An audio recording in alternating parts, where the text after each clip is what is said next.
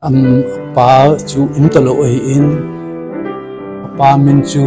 len min lun sing su ne pa lu chu 2002 bel cha hin cha pana chu cha pa ho deu cha sa hin nu to ke kho kho hi win nun te mi ke ko ma jong so ta neu la ya no ma hi mai lu sit ta cha pa ngai ong khan do zuwa hi ko na hi ma hin le kha jong na hoi ta hin sima le kha jong hi MA exam an pe a jewa hi 2023 February ha hi je the airline ho ni interview no khana he gachi a hi je ja chu ma jong an len pai yo hi ai le mela bela chu ngam sum boin hu pai a hi je masang ye cha sa ma hi training a na chi a hi ma ho jong hi nu to an hau to ông pa hi ke ampu pilanga hi hi ya alien pen pa hi go hotya mai la ya hi ampu pinuna hi ho ya hi tu ichi aircraft hi na hum ki za hi jani chu hi dan chu i mà dùng chú kế chuyện bé sẽ lâu mò rồi hi ít ha u begins hope ít ham ít cho la hi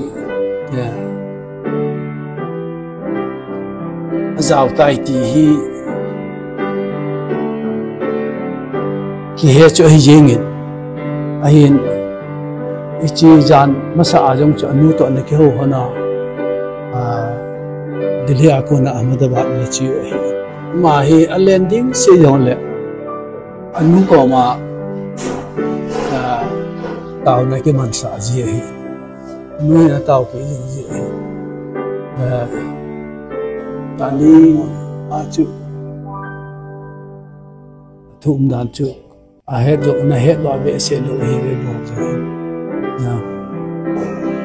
khat 130 wan zep dunga su hi chu langa ke het nahi 230 wel dunga pe chu ke he mi yo se che na sai chu I ma sa ke hello hi in su mi ki bola la ye hi tu wang pa cha khana chu ke cha pa neu pe pa ngam ma hi Delhi a pe hi je chu ama hin Ahmedabad na su che dinga ticket at ba dinga si Delhi airport na su ma ale chom khat chu Ahmedabad airport jong chu cross and ball kit ole thelo chi a chu jan pum som minute som ma vela chu leng do pan pe hin som ni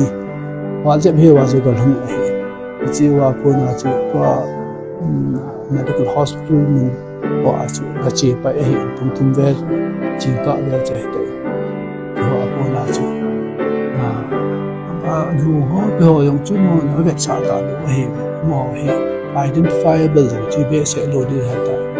chi condition a chu chu thu chu hin se hi i ma lu si ma jan ha chu in su mi ke ho wa tu yi ka chu apalin chapa golun to ama chung ta pa angolam mo chu tu yi ka punga vela chu dimapur zo nei dimapura ko na pungi vela leng do di jan pung sagi vel Ahmedabad chu ko de mo chu DNA aje chu cái chấp vào trong DNA test chu ama lo che ala chu ama immediate family cousin first cousin to ho chu te lo de immediate in sunni